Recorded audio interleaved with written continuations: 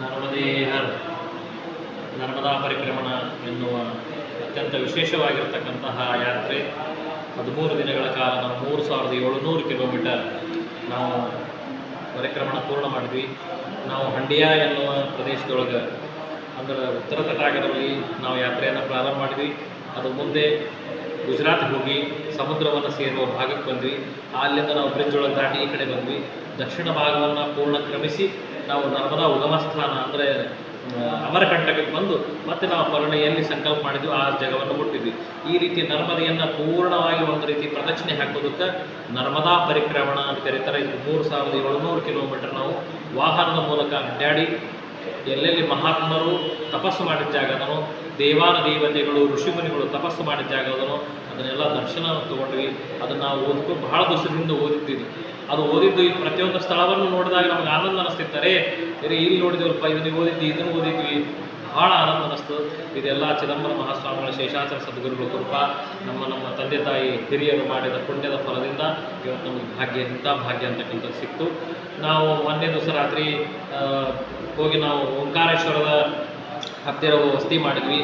ನಿನ್ನೆ ಎಂಥ ಭಾಗ್ಯ ಅಂದ್ರೆ ಶ್ರಾವಣ ಸೋಮವಾರ ಸಾಕ್ಷಾತ್ ಸ್ವಯಂಭೂ ಓಂಕಾರ ರೂಪದೊಳಗೆ ಪ್ರಕಟ ಆಗಿರ್ತಕ್ಕಂಥ ಓಂಕಾರೇಶ್ವರ 12 ಜ್ಯೋತಿರ್ಲಿಂಗದಲ್ಲಿ ಒಂದು ಅಂತಹ ಸ್ಥಳಕ್ಕೆ ಹೋಗಿ ಅಂಥ ಭಗವಂತನ ದರ್ಶನ ಅಂತಕ್ಕಂಥ ಜ್ಯೋತಿರ್ಲಿಂಗದ ದರ್ಶನ ಮಾಡಿಕೊಂಡು ನಿನ್ನೆ ರಾತ್ರಿ ನಾವು ನರ್ಮದಾ ನಾಭಿಸ್ಥಾನವಾಗಿರ್ತಕ್ಕಂತಹ ಚೈತನ್ಯ ಧಾಮಾಶ್ರಮ ನಿಯಮಾವರಿಗೆ ಬಂದ್ವಿ. ಇಲ್ಲಿ ವಸತಿ ಮಾಡಿದ್ವಿ.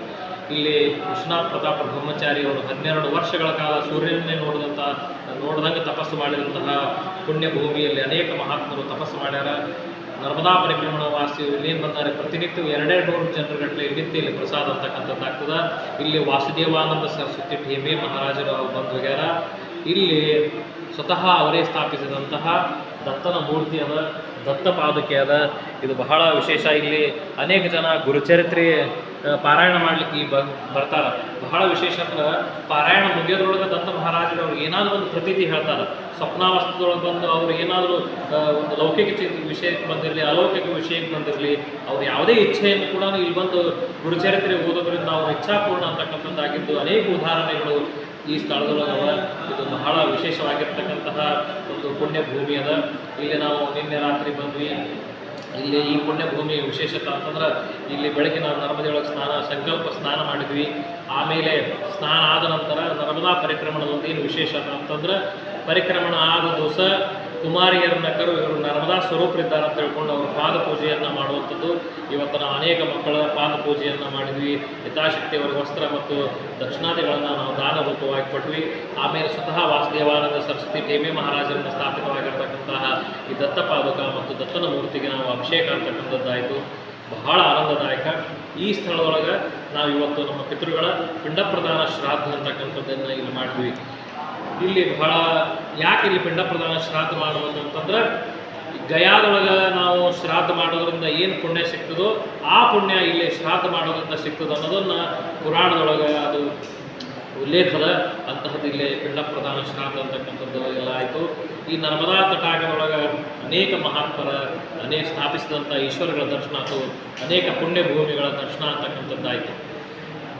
ಕೆಂಗೇರಿಯಲ್ಲಿರುವಂತಹ ಚಿದಂಬರೇಶ್ವರ ಲಿಂಗ ಏನದ, ಅಗಡಿಯಲ್ಲಿರುವಂತಹ ಶೇಷಾಚಲ ಸದ್ಗುರುಗಳ ಶೇಷಾಚಲೇಶ್ವರ ಏನಿದ್ದಾನ ಮತ್ತು ಗುರುಲ ಹೊಸೂರಿನಲ್ಲಿರುವಂತಹ ಚಿದಂಬರೇಶ್ವರ ಏನು ಲಿಂಗಿದ್ದಾನ, ಆ ಲಿಂಗದಲ್ಲಿರುವಂತಹ ಬಾಣ ಏನದ ಅದು ನರ್ಮದಾ ತೀರದೊಳಗೆ ಬಂದು ತಗೊಂಡು ಹೋಗಿ ಅಲ್ಲಿ ಸ್ಥಾಪನಾ ಮಾಡಿರ್ತದ. ಇವತ್ತು ನಾವು ಚಿದಂಬರೇಶ್ವರ ಶೇಷಾಚಲ ಸದ್ಗುರುಗಳು ಗುರುಲ ಹೊಸೂರಿನಲ್ಲಿರೋ ಚಿದಂಬರೇಶ್ವರ ಏನು ನೋಡ್ತೀವಿ, ಅನೇಕ ಕ್ಷೇತ್ರದಲ್ಲಿ ಇವತ್ತು ಕರ್ನಾಟಕದೊಳಗೆ ಏನು ಸೇರಿರ್ತದ ಅವೆಲ್ಲ ಬಾಣವನ್ನು ಇಲ್ಲಿ ನರ್ಮದಾ ತಟಾಕಕ್ಕೆ ಬಂದು ತಗೊಂಡು ಹೋಗ್ಯಾರ. ಅದೆಲ್ಲ ನರ್ಮದಾ ತಟಾಕದ ಬಾಣ. ಅಂದ್ರೆ ಇಲ್ಲಿ ಪ್ರತಿಯೊಂದು ಪುಣ್ಯ ಸ್ಥಳಕ್ಕೆ ಹೋಗುವಂಥ ಅನೇಕ ಬಾಣಗಳು ಇಲ್ಲಿಂದ ಹೋಗಿ ಅಲ್ಲಿ ಸ್ಥಾಪಿತವಾಗಿರ್ತಕ್ಕಂಥದ್ದು. ಅಂದ್ರೆ ನಾವು ಅಲ್ಲಿ ಹೋಗಿ ಒಂದು ತಾಲಿ ನೀರು ಹಾಕಿದ್ರೆ ಸಾಕು ಆ ಭಗವಂತಗೆ ಅದು ನರ್ಮದೆಗೆ ಬಂದು ಮುಟ್ತದೆ ಅಂತದಕ್ಕೆ ಏನೂ ಸಂಶಯ ಇಲ್ಲ. ಅಂತಹ ಪುಣ್ಯಕ್ಷೇತ್ರಕ್ಕೆ ಇವತ್ತು ನಾವು ಬಂದ್ವಿ. 13-15 ದಿವಸಗಳ ಕಾಲ ಅನೇಕ ಮಹಾತ್ಮರ ಅನೇಕ ಕ್ಷೇತ್ರಗಳ ದರ್ಶನ ಅಂತಕ್ಕಂಥದ್ದಾಯಿತು. ನಿತ್ಯ ನರ್ಮದಾ ಸ್ನಾನ, ಸಂಧ್ಯಾವಂದನ, ಅಲ್ಲಿ ಪಾರ್ಥಿವೇಶ್ವರ ಪೂಜಾ, ಅನೇಕ ನಿತ್ಯ ಪಿತೃಗಳಿಗೆ ತರ್ಪಣ ಕೊಡೋದು, ಇದೆಲ್ಲ ಅನಂತ ಜನ್ಮದ ಪುಣ್ಯದ ಫಲ ಅದ. ಅಂತಹ ಭಾಗ್ಯ ನಮಗೆ ಸಿಕ್ತು. ಭಗವಂತ ನರ್ಮದಾ ಪರಿಕ್ರಮಣ ಮಾಡಿದಂಥವರಿಗೆ ಎಷ್ಟು ರಕ್ಷಣೆ ಮಾಡಿದ. ಏನೂ ಯಾವುದ್ರದ್ದು ಕೊರತೆ ಆಗದಂಗೆ ನಾವೇನೂ ತಿಳಿಸಿ ಹೋಗಲಾರ್ದು ಕೂಡ ಪ್ರತಿಯೊಂದು ಆಶ್ರಮದಲ್ಲೂ ಕೂಡ ನಮ್ಮನ್ನು ಭಾಳ ಅಂತಃಕರಣ ಪ್ರೇಮದಿಂದ ಕರೆದು ನಮಗೆಲ್ಲ ವ್ಯವಸ್ಥೆ ಮಾಡಿದರು. ಇಲ್ಲಿ ಅನೇಕ ಮಹಾತ್ಮರ ವಿಷಯಗಳನ್ನು ಕೇಳಿದ್ರೆ ರೋಮಾಂಚನ ಅನ್ನಿಸ್ತದೆ. ಅಂತಹ ಮಹಾತ್ಮರು ಹೋಗಿದಂಥ ಜಾಗಗಳು ನಾವು 3500 ಕಿಲೋಮೀಟರ್ ನಾವು ವಾಹನದೊಳಗೆ ಸಂಚಾರ ಮಾಡಿ ಅಂತ ಮಹಾತ್ಮರ ದರ್ಶನ ಅಂತಕ್ಕಂಥದ್ದಾಯಿತು. ಎಲ್ಲ ನರ್ಮದಾ ಪರಿಕ್ರಮಣ ಮಾಡಿದಂಥವ್ರಿಗೆಲ್ಲರ ಇಚ್ಛಾ ಪೂರ್ಣ ಆಗಲಿ. ಮುಂದೆ ಭಗವಂತ ಅನೇಕರಿಗಿಂತ ಭಾಗ್ಯ ಕೊಡಲಿ. ನಾ ಏನು ಹೇಳಲಿಕ್ಕೆ ಇಚ್ಛಾಪಡ್ತೀನಿ ಅಂತಂದ್ರೆ, ಯಾರಿಗೆ ದೇಹ ಗಟ್ಟಿಯದ ಹೋಗ್ಲಿಕ್ಕೆ ಮನಸ್ಸದ, ನಿಜವಾಗ್ಲೂ ಜೀವನದೊಳಗೆ ಒಂದ್ಸತಿ ಆದ್ರೂ ನರ್ಮದಾ ಪರಿಕ್ರಮಣ ವಾಹನದಲ್ಲಾದರೂ ಮಾಡಬೇಕು. ಯಾಕಂದ್ರೆ ಇದು ಸಾಮಾನ್ಯವಾಗಿರ್ತಕ್ಕಂಥ ವೃತ ಅಲ್ಲ, ಬಹಳ ಶ್ರೇಷ್ಠ. ನಾವು 10-12 ವರ್ಷದಿಂದನೂ ಇದನ್ನು ಓದಿದ್ದೆ. ಮೊನ್ನೆ ಇತ್ತೀಚೆಗೂ ಅನೇಕರ ವಿಷಯಗಳನ್ನು ಓದಿದೆ. ಯಾವುದೇ ಪುರಾಣದೊಳಗೆ ನಾವು ಯಾವುದೇ ಕಥೆ ಓದಿದ್ರು ಸಾಕು, ಇದು ನರ್ಮದಾ ತಟಾಕದಲ್ಲಿ ಆಗ್ಯದ ಅಂತ ಉಲ್ಲೇಖ ಬರ್ತದೆ. ಅದೆಲ್ಲ ನೋಡಿದ್ರೆ ನಮಗೆ ಯಾವಾಗ ಇದನ್ನು ಹೋಗಿ ನೋಡೇನಪ್ಪ ಅಂತ ನಮಗೆ ಅನಿಸ್ತಿತ್ತು. ಅಂಥದ್ದು ಸ್ವಾಮಿ ಕೃಪಾದಿಂದ ಅದೆಲ್ಲ ಪೂರ್ಣ ಆಯ್ತು. ನರ್ಮದಾ ಪರಿಕ್ರಮಣದ ಪ್ರತಿಯೊಂದು ವಿಡಿಯೋ ಕ್ಲಿಪ್ ನಾವು ಯಾಕೆ ಕಳಿಸ್ತಿದ್ವಿ ಅಂದ್ರೆ, ಅನೇಕ ಬರಲಾರ್ದವ್ರಿಗೆ ಇದ್ರ ಯೋಗ ಸಿಗಲಿ, ಅದ್ರ ಭಾಗ್ಯ ಸಿಗಲಿ, ನೋಡು ದರ್ಶನ ಸಿಗಲಿ ಅಂತ ಹೇಳಿ ಇದನ್ನೆಲ್ಲ ಮಾಡಿದ್ದಾತು. ನಾಳೆ ಬೆಳಗ್ಗೆ 5 ಗಂಟೆಗೆ ನಮ್ಮದು ಟ್ರೈನ್ ಅದ. ನಾವೆಲ್ಲರೂ ಮರಳಿ ನಮ್ಮ ಊರುಗಳಿಗೆ ಹೋಗ್ತೇವೆ. ಮಹಾಸ್ವಾಮಿ ಎಲ್ಲರಿಗೂ ಕಲ್ಯಾಣ ಮಾಡಲಿ, ಎಲ್ಲರಿಗಿಂತ ಭಾಗ್ಯ ಸಿಗಲಿ. ನರ್ಮದೇ ಹರ್ ಶಿವ ಚಿದಂಬರೇಶ್ವರ ಮಹಾರಾಜ್ ಕಿ ಜೈ. ಶೇಷಾಚಲ ಸದ್ಗುರು ಮಹಾರಾಜ ಕಿ ಜೈ.